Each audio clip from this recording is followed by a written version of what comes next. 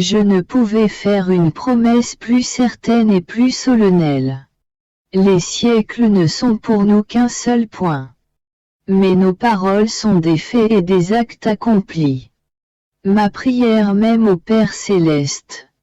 Viens, que ton règne arrive, que ta volonté soit faite sur la terre comme au ciel, signifiait qu'avec ma venue sur la terre, le royaume de ma volonté ne serait pas établi chez les créatures. Sinon, j'aurais dit, mon Père, notre royaume que j'ai déjà établi sur la terre, qu'il soit confirmé et que notre volonté domine et règne. Au lieu de cela, j'ai dit, viens. Ce qui voulait dire qu'il doit venir, et que les créatures doivent l'attendre avec la même certitude qu'elles ont eue pour la venue du Rédempteur. Parce que ma divine volonté est liée et engagée par ces paroles du « Notre Père ». Et lorsque ma divine volonté se lie, ce qu'elle promettait plus qu'une certitude. Et comme tout a été préparé par moi, il ne manquait rien d'autre que les manifestations de mon royaume, et c'est ce que je fais. Crois-tu que toutes ces vérités que je te manifeste concernant mon fiat ne sont là que pour te faire un simple rapport? Non, non. Elles sont manifestées pour faire savoir à tous que son royaume est proche et que tous en connaissent les prérogatives, afin que chacun puisse aimer et désirer vivre dans un royaume aussi saint, rempli de bonheur et de tous les biens.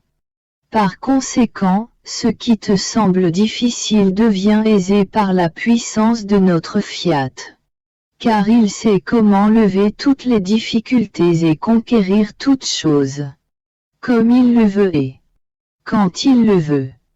Je faisais comme à mon habitude ma ronde dans le fiat éternel, et, parcourant toute la création, j'apportais toutes les œuvres devant la divinité, pour lui rendre le plus bel hommage et la très grande gloire de toutes ses œuvres. Mais en faisant cela, je me disais, quelle gloire est-ce que je donne à mon Créateur en lui apportant toutes ses œuvres? Jésus, se manifestant en moi, me dit, ma fille, en faisant cela, tu nous apportes la joie de nos œuvres accomplies. Car avant la création, elles étaient en nous comme en dépôt dans notre volonté. Nous n'avions pas la gloire, la joie de voir nos œuvres formées et accomplies à l'extérieur de nous, telles qu'elles l'ont été lorsque nous avons fait la création. Et lorsque quelqu'un les parcourt, les contemple, les rassemble tout autour de nous pour nous dire que vos œuvres sont belles, parfaites et saintes. Leur harmonie, leur ordre parfait parle de vous et raconte votre gloire. La joie et la gloire que nous en éprouvons sont semblables à celles qui étaient les nôtres en étant dans le ciel et en formant le soleil avec toutes nos autres œuvres. Ainsi, la création est toujours à l'œuvre. Et elle nous parle à travers la petite fille de notre volonté. Cela pourrait arriver à toi aussi. Si tu avais décidé dans ta volonté d'accomplir un grand nombre de belles œuvres, tu n'en tirerais aucune joie pour le moment. Mais ta joie commencerait lorsque tu verrais tes œuvres réalisées et qu'une personne qui t'aime te les apporter souvent pour te dire « Vois comme tes œuvres sont belles. » Eh bien, je suis comme cela. Les répétitions constituent mes plus belles surprises. Je suivais les actes accomplis par Jésus dans la divine volonté alors qu'il était sur terre. Je suivais la mère et l'enfant dans leur fuite en Égypte, et je me disais, comme il devait être beau de voir le petit enfant dans les bras de sa divine maman. Si petit et portant en lui-même le fiat éternel, il contenait tout le ciel et la terre. Étant le Créateur, tout était sorti de lui et tout dépendait de lui. Et la Reine souveraine, transfusée en Jésus enfant en vertu du même fiat qui l'animait, formait le reflet de Jésus, son écho, sa vie même. Combien de beauté cachée il possédait! Combien de variétés de ciel plus beaux que ceux que l'on voit à notre horizon! Combien de soleils plus éclatants il contenait! Et pourtant, personne n'a rien vu. On ne pouvait voir que 3 pauvres fugitifs. Jésus, mon amour. Je veux suivre pas à pas ma céleste mère sur son chemin. Je veux animer les brins d'herbe, les atomes de terre et vous faire sentir sous vos pieds mon je vous aime. Je veux animer toute la lumière du soleil qui éclaire votre visage pour qu'elle vous apporte mon je vous aime, tous les soufflets du vent, toutes ces caresses pour vous dire je vous aime. C'est moi qui, dans votre fiat, vous apporte la chaleur du soleil pour vous réchauffer, les soufflets du vent pour vous caresser, son murmure pour vous parler et vous dire. Cher petit enfant, fais connaître à tous ta divine volonté. Fais-la sortir de ta petite humanité afin qu'elle règne et forme son royaume parmi les créatures. Mais mon esprit se perdait en Jésus et ce serait trop long si je voulais tout dire. Jésus, mon seul bien, se manifesta en moi et me dit. Ma fille, ma maman et moi nous étions comme 2 enfants jumeaux.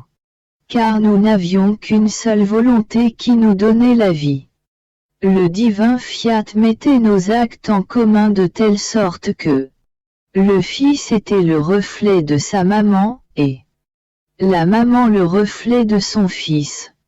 Le royaume de la divine volonté avait ainsi toute sa force et régnait parfaitement sur nous.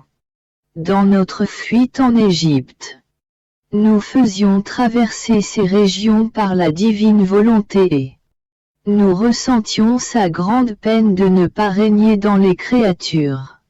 Et en regardant les siècles, nous avons ressenti la grande joie de son royaume qui allait se former parmi elles. Oh! Que tes refrains répétés dans le vent, le soleil, l'eau est sous nos pieds. Je vous aime, que votre règne arrive, nous parvenez avec joie sur les ailes de notre fiat. C'est notre propre écho que nous entendions en toi. Nous ne voulions rien d'autre que voir la divine volonté régner et faire la conquête de tous. Et depuis ce temps, nous aimions notre petit enfant, qui ne voulait et ne demandait pas autre chose que ce que nous voulions.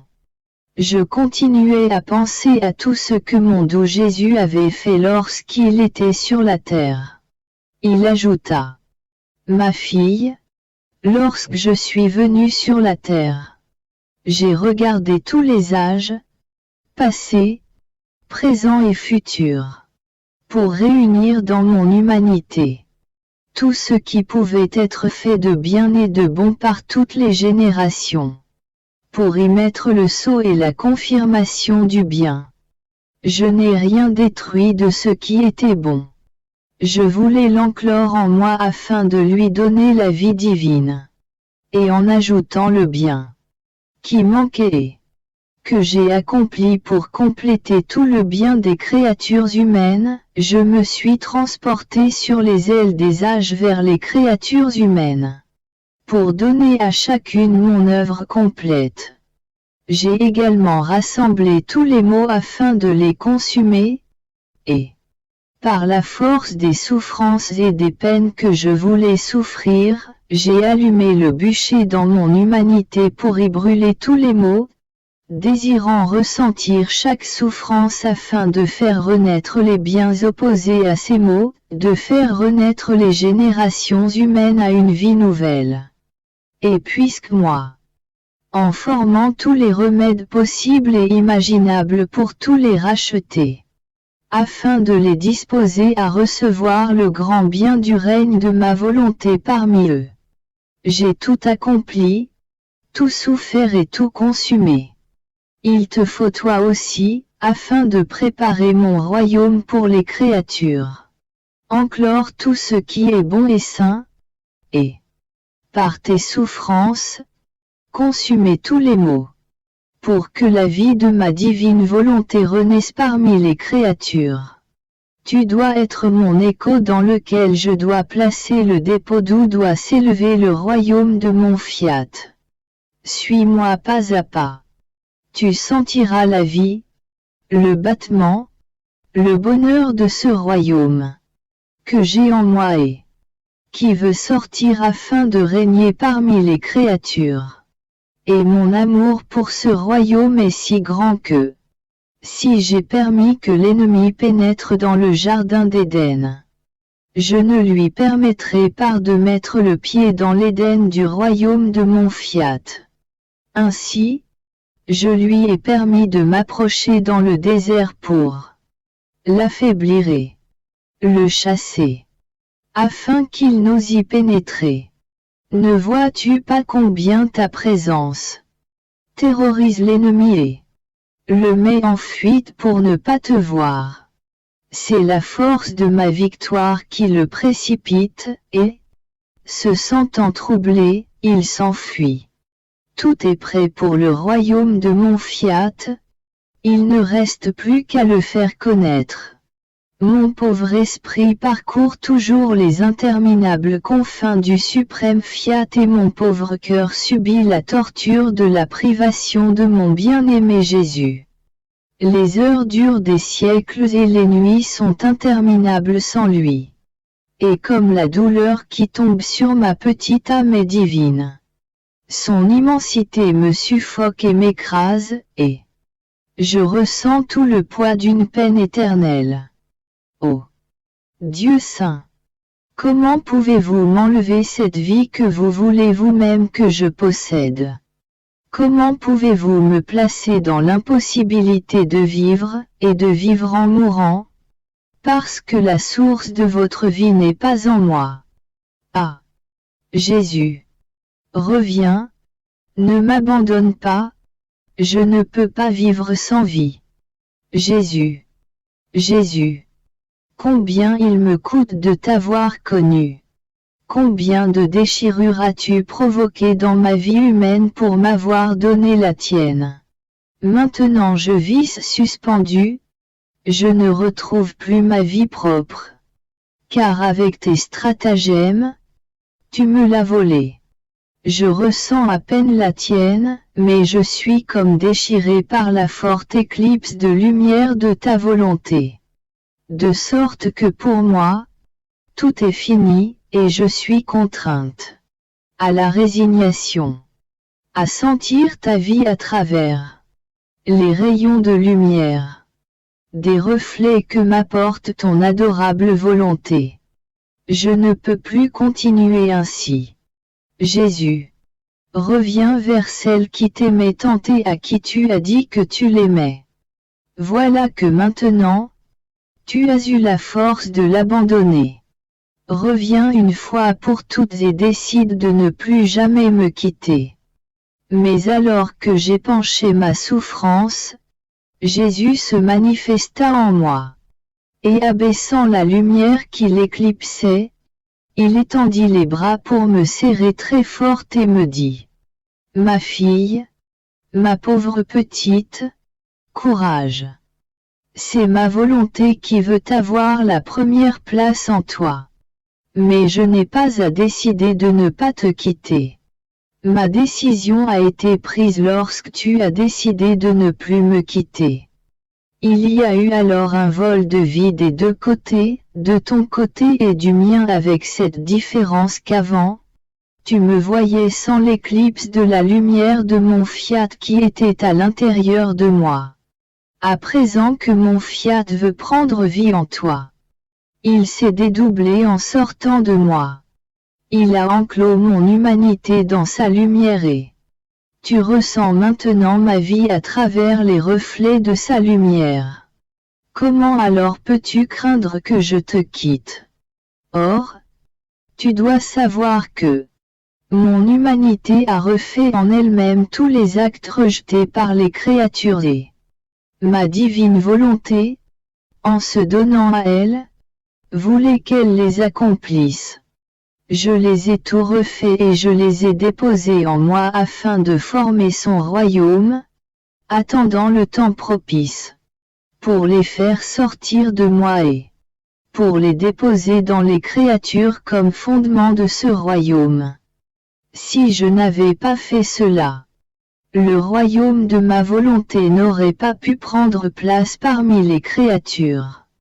Parce que moi seul, Dieu et homme à la fois, j'étais capable de me substituer à l'homme, de recevoir en moi toutes les œuvres que les créatures étaient censées recevoir et accomplir, et de les leur communiquer. Car en Éden, les deux volontés, humaine et divine, demeuraient en une sorte d'hostilité, du fait que la volonté humaine s'opposait à la volonté divine. Et toutes les autres offenses en étaient la conséquence. J'ai dû par conséquent commencer par refaire en moi tous les actes opposés au divin fiat et lui faire étendre son royaume en moi. Si je ne réconciliais pas ces deux volontés opposées, comment pouvais-je former la rédemption? Le premier acte que j'ai accompli sur terre fut donc de rétablir cette harmonie, cet ordre entre les deux volontés afin de former mon royaume. La rédemption en était comme la conséquence. Il fallait que j'efface les conséquences du mal que la volonté humaine avait produite. J'ai donné des remèdes très efficaces pour manifester le grand bien du royaume de ma volonté. Les reflets de la lumière de ma volonté ne font que t'apporter les actes que contient mon humanité, pour faire que tout soit divine volonté en toi. Aussi, sois attentive, suis ma divine volonté et ne crains rien. Après quoi je continuai ma ronde dans la création, pour rendre à mon Créateur tous les hommages des qualités divines que contiennent toutes les choses créées, dont le divin fiat maintient la vie, puisque toutes sont sorties de lui. Plus encore, il est l'acte premier de chaque chose créée.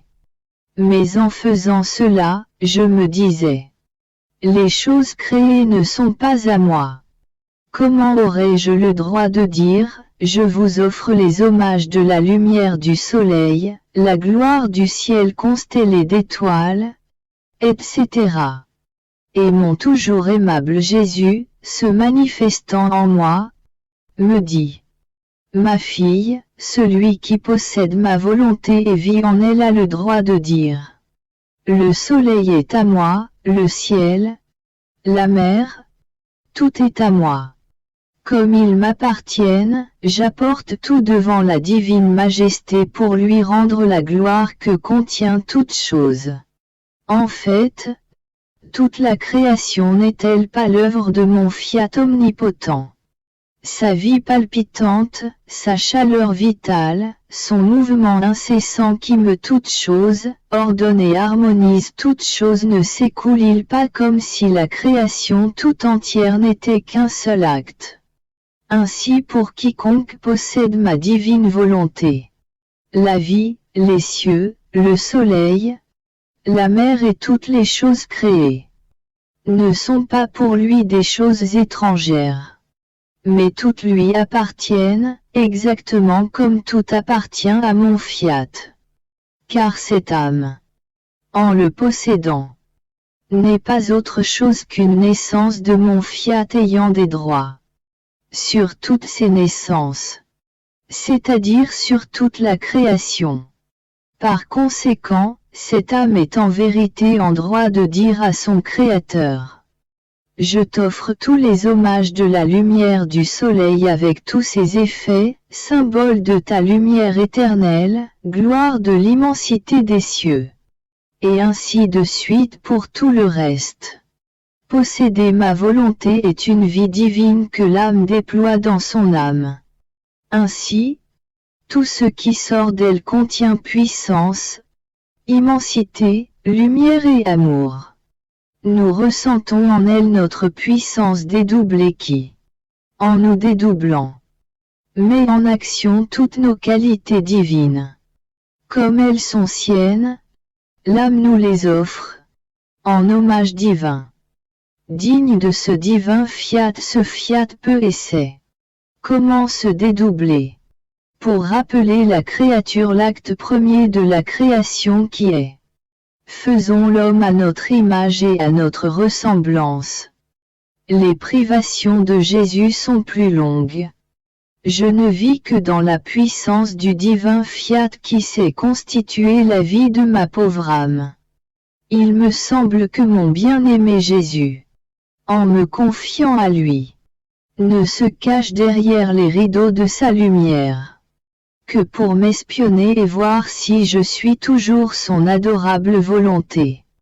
Ô Dieu, qu'il est douloureux de demeurer dans une immensité de lumière et de ne pas savoir où aller pour trouver celui que j'aime, qui m'a formé, qui m'a dit tant de vérité, que je les sens en moi comme des vies divines palpitantes, qui me font comprendre qui est celui que je veux et que je ne trouve pas.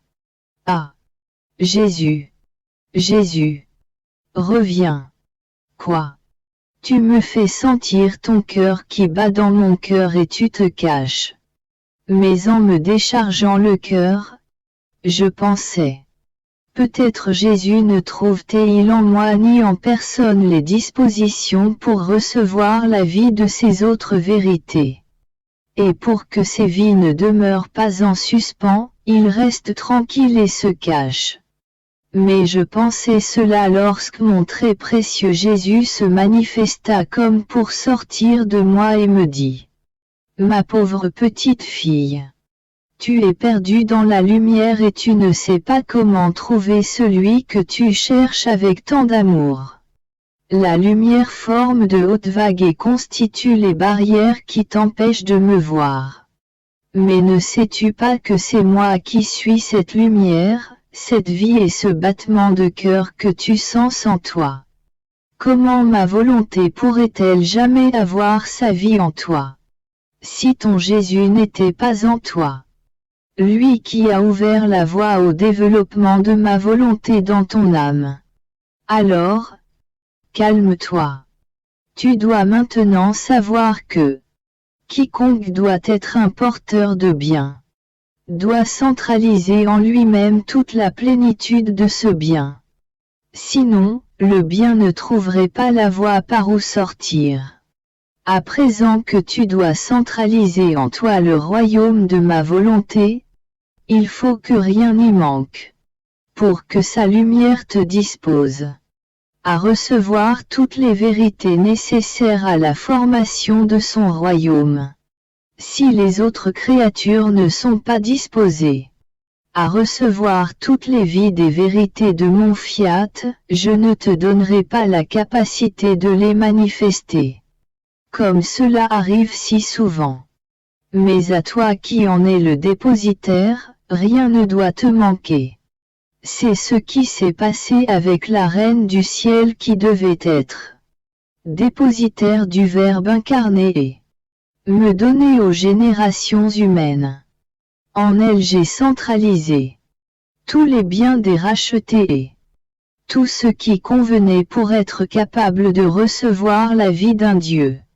Pourquoi ma maman détient la souveraineté sur toutes les créatures et sur chacun des actes et des biens dont elles sont capables, de telle sorte que, si les créatures pensent saintement, elle est le canal de ces saintes pensées et en conserve la souveraineté. Si les créatures parlent, œuvrent ou marchent saintement, le commencement de tout cela descend de la Vierge. Elle détient par conséquent les droits et la souveraineté sur les paroles, les pas et les œuvres. Il n'y a pas de bien qui soit fait sans descendre d'elle.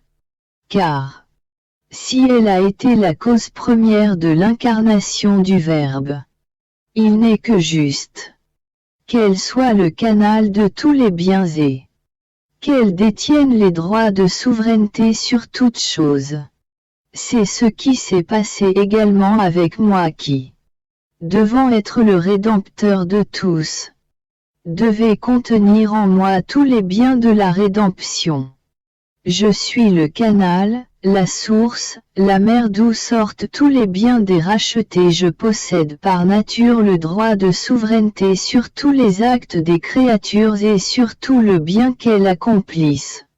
Notre règne n'est pas comme celui des créatures qui dominent et règnent sur les actes extérieurs des autres créatures, et même pas sur tous leurs actes extérieurs, mais des actes intérieurs. Elles ne savent rien et n'ont pas non plus sur ces actes le droit de souveraineté. Car la vie, la pensée et la parole de leurs dépendants ne sortent pas d'elles. Au contraire, c'est de moi que sort la vie de toutes les œuvres intérieures et extérieures des créatures. Ainsi, au-dessus de chacun des actes des créatures devrait s'attacher l'acte de la céleste mère et le mien qui, en souverain, les forme, les dirige et leur donne vie.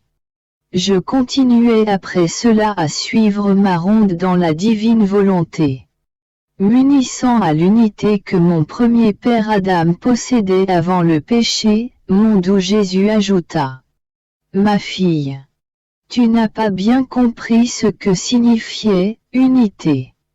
Unité veut dire centralisation et commencement de tous les actes des créatures, passés, présents et futurs.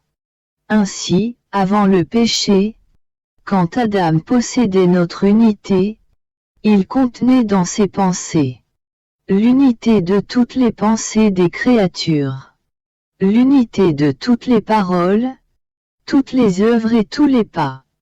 Je trouvais par conséquent en lui, dans mon unité, le commencement et la fin de tous les actes des générations humaines. Adam, dans mon unité, contenait chacun et possédait toutes choses. Ainsi, toi, ma fille, en t'élevant jusqu'à cette unité abandonnée par lui, tu prends sa place et en te mettant au commencement de tous et de tout, tu contiens en toi les actes mêmes d'Adam avec la continuation de tous les actes des créatures. Vivre dans ma divine volonté signifie: je suis le commencement de tous et c'est de moi que tout descend comme tout descend du divin fiat. Je suis par conséquent la pensée, la parole, l'œuvre et le pas de chacun. Je prends tout et j'apporte tout à mon Créateur. On comprend qu'Adam devait posséder et enclore l'humanité tout entière. S'il ne s'était pas retiré de notre volonté et s'il avait toujours vécu dans notre unité. C'est pourquoi, s'il avait fait cela, les générations humaines auraient vécu dans notre volonté. Et par conséquent, une aurait été la volonté, une l'unité, un l'écho de tous, et tout étant mis en commun, chacun aurait enclos toute chose en lui-même. Mon envol dans le divin fiat est continuel. Il me semble que tout est fini avec Jésus et ses communications. D'autant plus qu'elles ne sont pas en mon pouvoir. Si mon Jésus n'a pas la bonté de me dire autre chose, je resterai toujours la petite ignorante. Car sans lui je ne peux pas continuer et je suis incapable d'écrire un seul mot de plus. Je dois donc m'habituer et me contenter de vivre seul avec la divine volonté qui ne me quitte jamais. Je sens d'ailleurs qu'elle est incapable de me quitter, car je la trouve en moi, en dehors de moi et dans chacun de mes actes. Avec l'immensité de sa lumière, elle se prête à donner vie à mes actes. Il n'y a pas de point où je ne la trouve. Ou plutôt, il n'y a pas de point ni d'espace, au ciel comme sur la terre, où la vie et la lumière de la divine volonté ne soient pas la première dans l'acte de se donner à la créature. Je vois donc que la divine volonté ne peut pas me quitter et que je ne peux pas m'en séparer. Nous sommes inséparables. Elle ne me fait pas comme Jésus ces petites escapades. Au contraire, si je ne fais pas d'elle l'acte premier de mes actes, elle est triste et se plaint que ses actes, sa lumière et sa vie n'aient pas la première place dans mes actes. Ô divine volonté, combien tu es admirable, aimable et insurpassable. Plus je vais et mieux je te comprends et je t'aime. Mais alors que mon pauvre esprit se perdait dans le fiat, mon doux Jésus se manifesta en moi et me dit: Ma fille, ma volonté est parmi les créatures comme le centre de vie. Comme le cœur humain, ma volonté peut être appelée reine de leur nature. Car si le cœur palpite, l'esprit pense, la bouche parle, les mains travaillent et les pieds marchent. Mais si le cœur cesse de battre, tout s'arrête d'un seul coup. Car la pauvre nature n'a plus de reine et il lui manque alors celle qui gouverne et donne vie à la pensée, à la parole et à tout ce que la créature peut faire. La pensée est comme la reine de l'âme. Le siège. Le trône d'où l'âme déploie ses activités, sa vie, son gouvernement.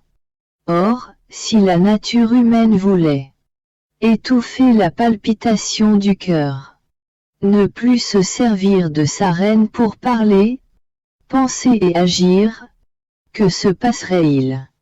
La nature humaine elle-même donnerait la mort à tous ses actes et ce serait un suicide. Et si l'âme voulait étouffer la pensée, elle ne trouverait plus aucune voie par où déployer ses activités. Par conséquent, elle serait comme une reine sans royaume et sans peuple. Or, ce que le cœur est à la nature humaine est la pensée à l'âme. Ma divine volonté laisse à chaque créature. Elle est comme le centre de vie, et dans son incessante et éternelle palpitation, elle palpite et la créature pense. Elle palpite et la créature parle, marche, travaille. Et les créatures non seulement n'y pensent pas, mais elles l'étouffent, elle étouffe sa lumière, sa sainteté, et certaines l'étouffent tellement qu'elles se rendent les meurtrières de leur âme. Et ma volonté sur la terre d'en bas est comme une reine sans royaume et sans peuple. Les créatures vivent comme si elles n'avaient ni reine, ni vie divine, ni gouvernement.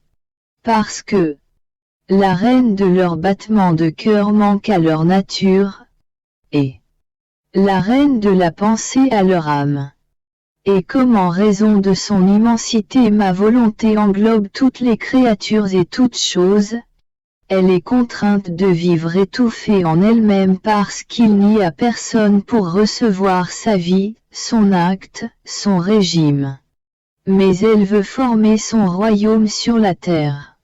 Elle veut avoir son peuple élu et fidèle. Aussi, même si elle demeure au milieu des créatures, elle vit inconnue et étouffée. Mais elle n'arrête pas. Elle ne quitte pas les créatures pour se retirer dans ces célestes régions. Mais elle persiste à rester au milieu d'elles pour se faire connaître. Elle voudrait faire connaître à toutes les créatures le bien qu'elle veut faire. Ses lois célestes. Son amour insurmontable. Son cœur qui palpite la lumière, la sainteté, l'amour, les dons, la paix et le bonheur qu'elle veut pour les enfants de son royaume. C'est la raison pour laquelle sa vie et ses connaissances sont en toi. pour que tu fasses connaître ce que signifie la divine volonté. Et je prends plaisir à me cacher dans ma volonté même, afin de lui laisser tout l'espace et le développement de sa vie en toi. Je pensais à la divine volonté et des milliers de pensées envahissaient mon pauvre esprit. Elle ressemblait à autant de lumière vive qui se levait pour s'unir ensuite à la lumière du soleil éternel de ce fiat qui n'a jamais de coucher. Mais qui peut dire ce que je pensais? Je pensais à toutes ces connaissances que Jésus m'avait dites sur la divine volonté, et comment chacune d'elles apporte une vie divine dans l'âme, avec le sceau d'une rareté de beauté et de bonheur, mais toutes distinctes les unes des autres, et que la divine volonté fait partager à celle qui a le bonheur de la connaître et de l'aimer. Aussi, je me disais, une connaissance de plus ou de moins fera une grande différence entre une âme et une autre. Et j'étais triste en pensant à mes confesseurs décédés qui tenaient tant à ce que j'écrive ce que mon bien-aimé Jésus me disait sur la divine volonté. J'étais triste pour le vénérable père Di Francia qui avait fait tant de sacrifices. Il était venu de loin, avait encouru des dépenses pour la publication, et au moment où tout allait commencer, Jésus l'a appelé au ciel.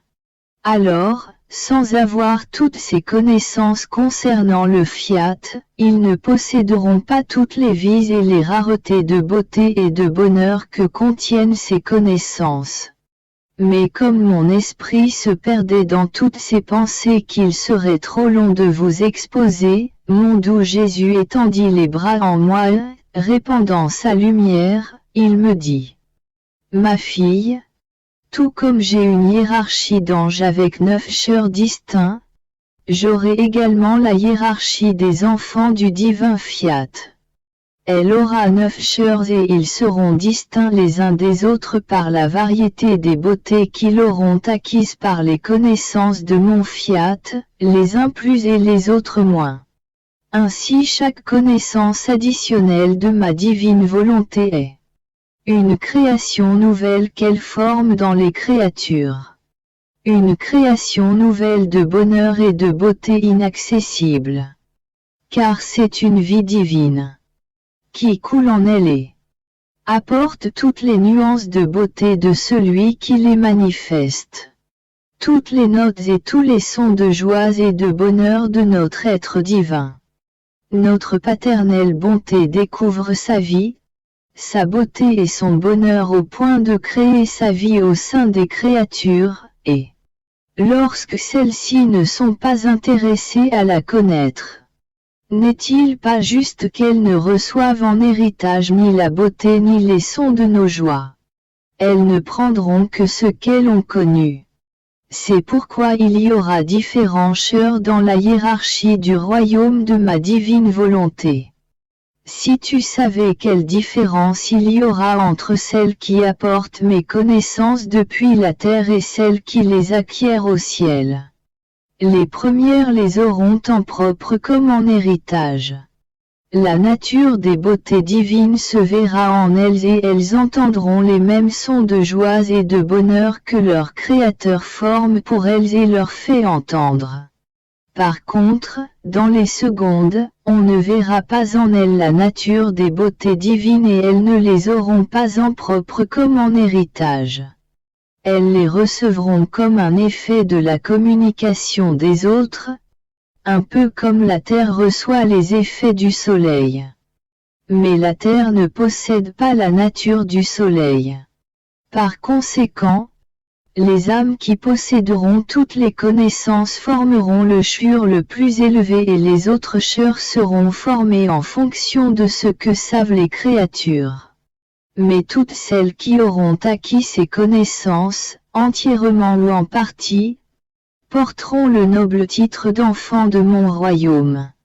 Parce que ces connaissances sur mon fiat, pour qui a le bonheur de les connaître, afin d'en faire sa propre vie, ont la vertu d'ennoblir les créatures.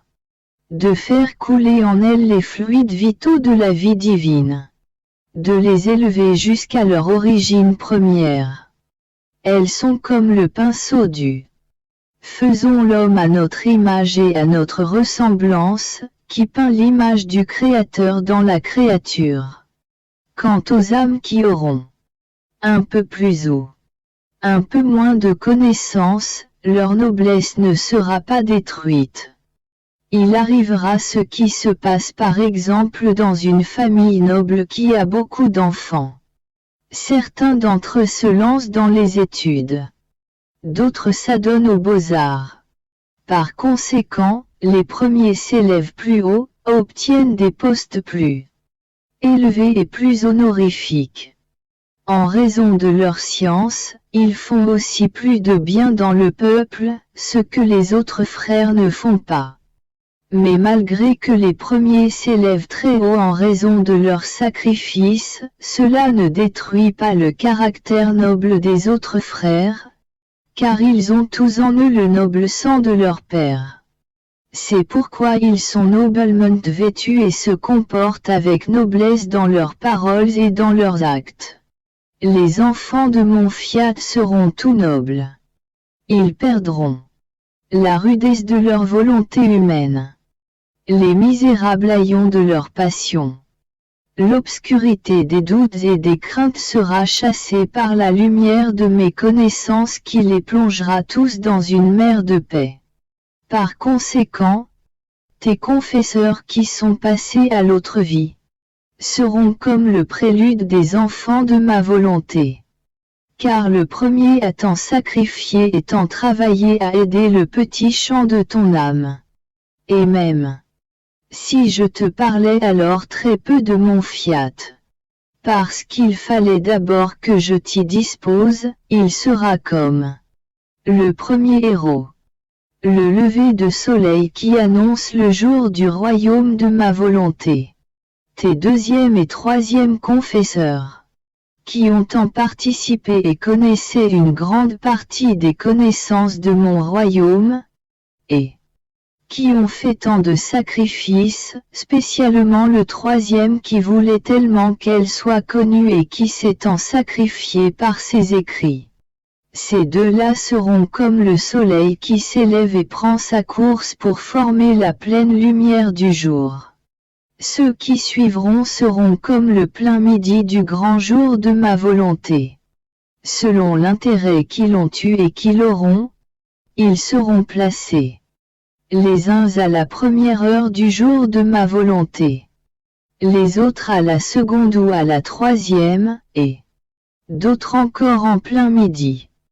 Et en ce qui concerne le père d'Ifrancia, avec tous ses sacrifices, son désir de faire connaître ma volonté allant jusqu'à en commencer la publication. Crois-tu que sa mémoire sera effacée dans cette grande œuvre de mon divin fiat simplement parce que je l'ai fait venir à moi au ciel? Non, non.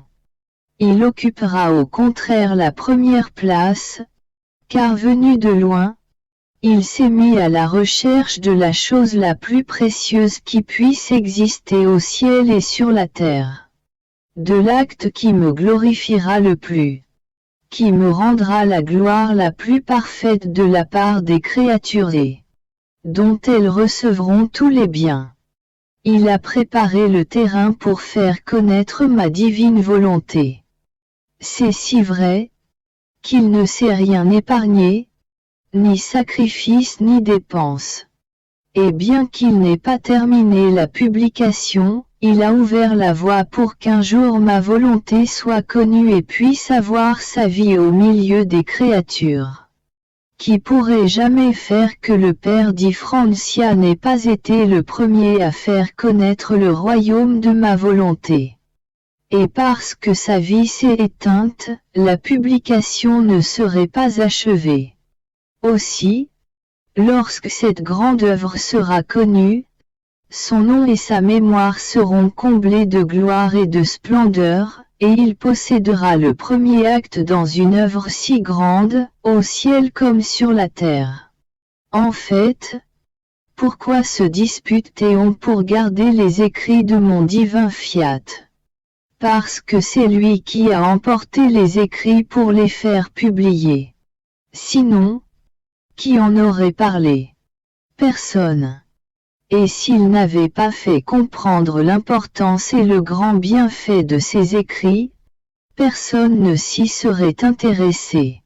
Ma fille, ma bonté est si grande que je récompense justement et surabondamment le bien que peut faire la créature, spécialement dans cette œuvre de ma volonté à laquelle j'attache tant d'importance. Que ne vais-je pas accorder à celui qui s'emploie et se sacrifie pour mettre en sûreté les droits de mon fiat éternel? Ma prodigalité sera si excessive que le ciel et la terre en seront émerveillés. En entendant cela, je me disais, si ces connaissances recèlent tant de bien et si mon doux Jésus continue à révéler d'autres connaissances sur son fiat à d'autres âmes, n'est-ce pas à elle que sera attribuée cette grande œuvre? Et Jésus, se hâtant de se manifester en moi, me dit: Non, non, ma fille. Tout comme il sera dit que le père Di Francia a été le premier propagateur, tes confesseurs les collaborateurs, il sera dit que la petite fille de ma volonté a été choisie pour une mission spéciale et a été la première dépositaire à qui fut confié un si grand bien. Imagine une personne qui a fait une importante invention. Il est possible que d'autres la propagent, la diffusent, l'imitent et la développent, mais personne ne pourra dire « Je suis l'inventeur de cette œuvre ». On dira toujours, c'est cette personne qui en est l'inventeur. C'est ce qui se passera avec toi. On dira que l'origine du royaume de mon divin fiat, la dépositaire, c'était la petite fille de ma volonté. Mon pauvre cœur baignait dans la douleur de la privation de mon doux Jésus. Cela m'inquiétait. J'étais suffoqué par la souffrance et j'aurais tout donné pour trouver celui qui était la cause de ma torture, pour lui dire ma détresse. Je pensais à cela lorsque mon aimable Jésus se manifesta en moi. Il me dit: Ma fille, n'aie pas peur à cause de ce que tu ressens dans ton âme, car ce n'est rien d'autre que mon divin fiat qui travaille en toi. Il enclôt tout en toi, toute chose et toute créature, tous les siècles, passés et à venir, de façon à ce que la volonté suprême puisse jeter en toi la semence de tout ce qu'elle a fait dans la création, afin de recevoir de toi, pour tous ses actes, les satisfactions et l'échange que lui doivent les créatures. Aussi, ne t'inquiète pas, car en chacune des heures de ta vie sont enclos des siècles par ma volonté. Celle qui doit avoir le premier acte dans ma volonté doit par conséquent la posséder à l'origine afin de pouvoir développer sa vie divine. Car toutes choses partent d'un seul point. C'est de ce point qu'elle se développe et se diffuse en chacun.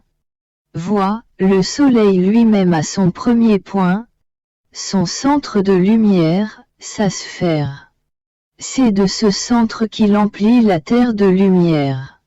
Alors, suis ma volonté et cesse de t'inquiéter.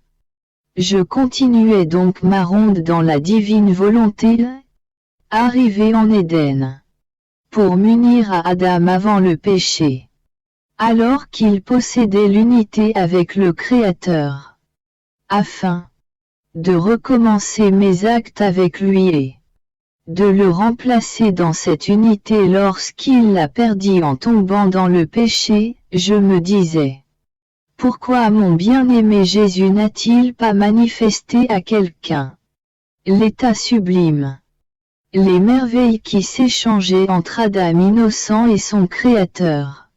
les océans de bonheur et de beauté qui étaient les siens. Tout était centré en lui, tout partait de lui. Oh!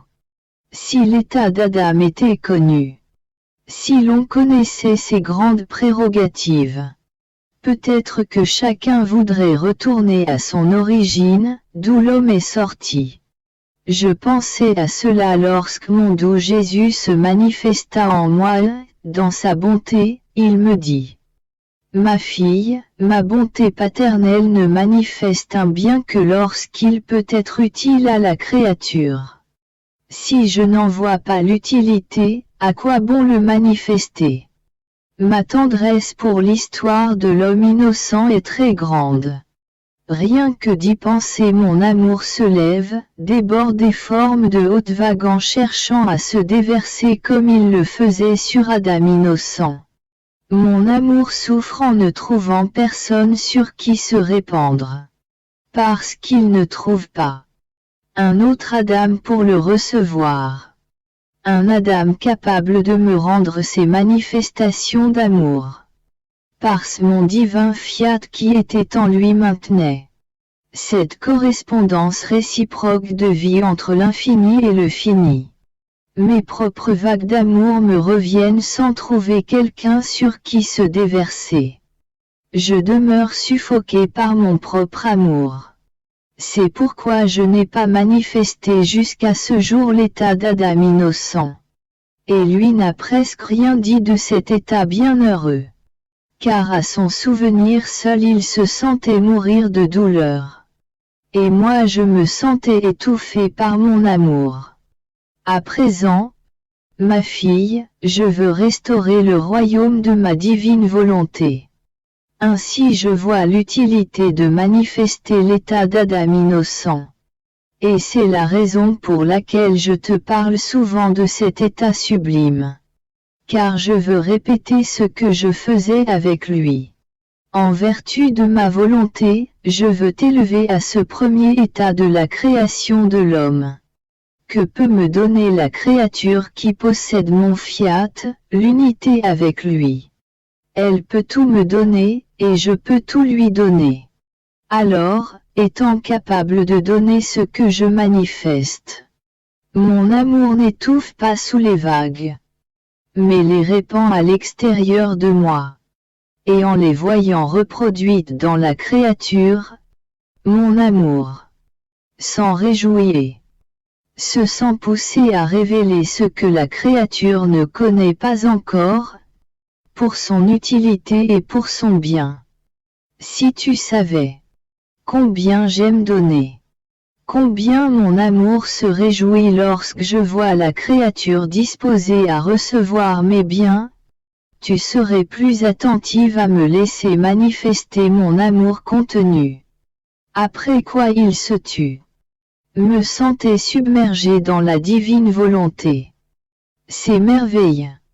Ce que l'âme peut faire en possédant sa volonté, tout cela me captivait et je me sentais, toute petite, plongée dans la mer de lumière du fiat, et, en nageant dans cette mer, je soulevais des vagues de lumière teintées de nuances de beauté variées qui allaient se déverser dans le sein de mon Créateur. Et la céleste bonté paternelle, se voyant entourée par les vagues de sa petite enfant, envoyait ces vagues vers moi. Ô suprême volonté, que vous êtes admirable, aimable et désirable plus que la vie elle-même. Vous m'aimez tant que vous me faites rivaliser avec mon Créateur. Voulez me faire l'égal de celui qui m'a créé. Mais alors que mon esprit se perdait dans le fiat, mon doux Jésus ajouta, ma fille, celui qui possède l'unité de ma volonté est maître d'agir et de faire autant de bien qu'il veut, car il a en lui la source du bien. Il l'a à sa disposition et sent en lui la touche continuelle de son Créateur, les vagues de son amour paternel, et il se sentirait trop ingrat s'il ne formait pas lui-même ces vagues. d'autant plus qu'il sent couler en son âme, dans sa petite mer, la mer immense de celui qui l'a créé. Par contre, quiconque n'a pas cette unité, ne possède pas non plus cette source. Il a par conséquent besoin, s'il veut faire le bien, de la divine libéralité pour chaque acte bon qu'il veut accomplir. C'est presque acte par acte qu'il doit demander la grâce de pouvoir accomplir le bien qu'il veut faire. Mais pour qui possède mon unité, le bien se convertit en nature, et il lui suffit de vouloir agir pour trouver la source du bien en lui-même, et il agit. Je continuais à rester entièrement abandonné dans la sainte divine volonté en suivant autant que je le pouvais ces actes innombrables. Car leur multiplicité est telle que souvent je suis incapable de les suivre ou de les compter, et je dois me contenter de les regarder, mais sans les embrasser. Son activité surpasse l'acte humain de manière incroyable. Il n'appartient donc pas à ma petitesse de tout faire, mais de faire ce que je peux et de ne jamais sortir des œuvres du divin fiat. Après quoi, comme mon pauvre esprit se perdait dans les œuvres de la divine volonté, mon doux Jésus se manifesta en moi et me dit: Ma fille, notre paternelle bonté a créé l'homme afin de pouvoir le tenir sur nos genoux pour qu'il soit continuellement heureux et qu'il soit la joie perpétuelle de son Créateur. Et pour cela, nous le tenions sur nos genoux. Et comme notre volonté devait être également la sienne, elle apportait l'écho de tous nos actes dans les profondeurs de l'homme que nous aimions comme un fils. Et notre fils, en entendant notre écho, se faisait le reproducteur des actes de son Créateur. Que de contentements ces actes n'apportaient-ils pas par la résonance de cet écho créateur qui formait l'ordre de nos actes, l'harmonie de nos joies et de notre bonheur, et l'image de notre sainteté dans la profondeur du cœur de notre Fils. Que ces jours étaient heureux pour lui et pour nous. Mais sais-tu ce qui a fait tomber de nos genoux ce Fils que nous aimions tant? La volonté humaine. Elle l'a tant éloigné de nous qu'il a perdu notre écho créateur et ne savait plus rien désormais de ce que faisait son Créateur. Et nous avons perdu la joie de voir notre Fils heureux de jouer sur nos genoux paternels. Et l'écho de sa volonté en lui l'envenimait et le tyrannisait par les passions les plus dégradantes, le rendant malheureux au point d'en inspirer la pitié. Voilà exactement ce que signifie vivre dans notre volonté. C'est vivre sur nos genoux paternels, sous nos soins, à nos frais, dans l'opulence de nos richesses, de nos joies et de notre bonheur. Si tu savais la satisfaction qui est la nôtre lorsque nous voyons la créature vivre sur nos genoux, tout attentive à l'écho de notre parole, à l'écho de nos œuvres, à l'écho de nos pas, à l'écho de notre amour, afin de s'en faire le reproducteur. Tu serais plus attentive à veiller à ce que rien ne t'échappe de notre écho, afin de nous donner le plaisir de voir ta petitesse se faire la reproductrice des actes de ton Créateur. Sur quoi je lui dis: Mon amour, si pour vivre dans ta volonté, il faut être sur tes genoux paternels. On ne doit rien faire, ni travailler ni marcher autrement. Comment peut-on rester sur tes genoux? Et Jésus: Non, non. On peut tout faire. Notre immensité est telle que partout on trouvera nos genoux paternels toujours prêts à se prêter à ces actes, d'autant plus que ce qui est fait n'est rien d'autre que l'écho de ce que nous faisons. Après cela, je me sentais inquiète à propos des écrits sur la divine volonté. Et mon doux Jésus se fit voir en moi qui prenait tous les écrits un par un entre ses mains. Il les considérait avec amour et tendresse, comme si son cœur allait éclater. Il les plaçait bien en ordre dans son très saint cœur. J'étais émerveillé de le voir témoigner tant d'amour envers ces écrits qu'il enfermait jalousement dans son cœur pour en être le gardien. Jésus, voyant mon émerveillement, me dit: « Ma fille, si tu savais combien j'aime ces écrits. Ils me coûtent plus que la création et la rédemption elle-même. Quel amour et quel travail j'ai mis dans ces écrits qui me coûtent tant. Tout le prix de ma volonté est en eux. Ils sont la manifestation de mon royaume et la confirmation que je veux le royaume de ma divine volonté parmi les créatures. Le bien qu'ils feront sera grand. Ils seront comme des soleils qui se lèveront au milieu des épaisses ténèbres de la volonté humaine. Des vies qui casseront la mort des pauvres créatures.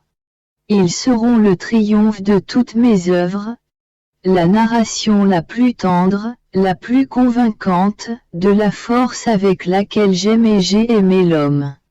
C'est pourquoi je les aime si jalousement que je veux en être le gardien dans mon divin cœur. Et je ne permettrai pas qu'un seul mot en soit perdu. Qu'ai-je mis dans ces écrits? Tout. Des grâces surabondantes. Une lumière qui illumine, réchauffe et féconde. Un amour qui. Une vérité qui conquiert. Des attraits qui captivent. Des vies qui apporteront la résurrection du royaume de ma volonté. C'est pourquoi tu dois les apprécier toi aussi. Leur accorder l'estime qu'ils méritaient. Aimer le bien qu'ils feront. Quoi, je continuais mon abandon dans le fiat. Je me sentais toute revêtue de son interminable lumière, et mon adorable Jésus ajouta: « Ma fille, lorsque l'âme décide de vivre dans ma divine volonté sans plus donner vie à la sienne, afin d'en être sûre et de mettre l'âme en sécurité, je l'attache avec des chaînes de lumière. Je fais cela pour ne pas lui enlever son libre arbitre, un don que je lui ai fait à la création. Ce que j'ai donné, je ne le reprends pas. À moins que la créature ne rejette elle-même mes dons. Je l'attache avec de la lumière afin que, si elle le désire, elle puisse en sortir quand elle veut. Mais il lui faut alors faire un effort incroyable. Car ces chaînes de lumière revêtent ses actes et elle ressent en chacun d'eux la beauté, la grâce et la richesse que cette lumière leur communique. Cette lumière charme et éclipse véritablement la volonté humaine de telle sorte qu'elle se sent heureuse et honorée d'être liée par d'aussi nobles chaînes qui lui apportent tant de bien. Et elle languira de ne plus avoir de vie humaine dans ses actes pour que la divine volonté prenne sa place. Elle se sentira ainsi libre et liée, mais non forcée. Spontanée dans son libre arbitre. Attirée par le grand bien qu'elle en retire. De telle sorte qu'elle verra ses actes entourés de nombreux anneaux de lumière qui, en formant des chaînes, la transformeront en cette lumière même. Et en chacun de ses actes, l'âme émettra autant de voix belles et harmonieuses, semblables à des sons argentins, qui, touchant l'oreille du ciel tout entier, feront connaître que ma divine volonté est à l'œuvre dans la créature. Je me disais, quelle différence y avait-il entre la Sainte Vierge et mon aimable Jésus, étant donné que dans les deux la divine volonté avait sa vie, son règne, son royaume. Et mon doux Jésus, se manifestant en moi, me dit: « Ma fille, entre moi et la céleste reine, la volonté qui nous animait était une. Mais il y avait entre elle et moi une différence. Celle d'une résidence où la lumière du soleil entre de tous côtés de sorte que la lumière y règne partout. Il n'existe aucun endroit où la lumière ne soit pas reine de sorte que cette résidence est la proie de la lumière. Elle la reçoit continuellement et ne vit que sous son influence. 2. Mais l'autre résidence possède en elle-même la sphère du soleil. Elle ne reçoit donc pas la lumière de l'extérieur, mais la possède intérieurement. N'y a-t-il pas une différence entre les deux? C'est cette différence qui existe entre moi et ma maman. Elle est l'habitation envahie par la lumière. Elle était en proie à cette lumière et le soleil de ma volonté lui était toujours donné. Toujours il la nourrissait de sa lumière. Elle grandissait dans les interminables rayons du soleil éternel de mon fiat. Par contre, mon humanité possédait en elle-même la sphère du soleil divin. Sa source qui ne tarit jamais. La reine souveraine tirait de moi la lumière qui lui donnait la vie et la gloire d'une reine de la lumière. Car celle qui possède un bien peut être appelée reine de ce bien. Après quoi je continuai ma ronde dans mon divin fiat. Arrivé à la maison de Nazareth où mon aimable Jésus avait vécu sa vie cachée. Je lui dis, pour y suivre ses actes. Mon amour, il n'est pas un acte de toi ou mon « je t'aime » ne te suive pour demander à travers tes actes le royaume de ta volonté. Mais « je t'aime » te suive partout. Dans les pas que tu fais. Dans les paroles que tu dis. Dans le bois que tu martèles en martelant le bois. Tu martèles la volonté humaine pour la détruire. Afin que ta divine volonté puisse se lever au milieu des créatures. Mon « je t'aime » coule. Dans l'eau que tu bois. Dans la nourriture que tu manges. Dans l'air que tu respires. Dans les rivières d'amour qui passent entre toi, ta maman et Saint Joseph. Dans les prières que tu fais. Dans les battements ardents de ton cœur. Dans le sommeil que tu prends. Oh! Comme je voudrais rester près de toi. Pour te murmurer à l'oreille. Je t'aime, je t'aime. Ah! Que ton règne arrive. Et alors que j'aurais voulu que mes je t'aime couronne tous les actes de Jésus. Il se manifesta en moi et me dit. Ma fille, ma vie cachée est longue. Car elle n'était rien d'autre que l'appel du royaume de la divine volonté sur la terre. Je voulais refaire en moi tous les actes que les créatures étaient censées faire dans ma volonté, pour les leur présenter ensuite. Et je voulais les refaire avec ma maman. Je la voulais toujours avec moi dans ma vie cachée pour former ce royaume. 2 personnes avaient détruit ce royaume de mon divin fiat, Adam et Ève. 2 autres, moi et la reine souveraine devaient le refaire. Je pensais donc premièrement au royaume de ma divine volonté. Car la volonté humaine avait été la première à offenser ma volonté en se retirant d'elle. Toutes les autres offenses venaient en second lieu, en conséquence de ce premier acte. La volonté humaine est la vie ou la mort des créatures. Leur bonheur ou leur tyrannie et leur malheur où elle les précipite. Leur bon ange, qui les conduit au ciel ou qui se transforme en démon et les précipite en enfer. Tout le mal est dans la volonté, de même que tout le bien.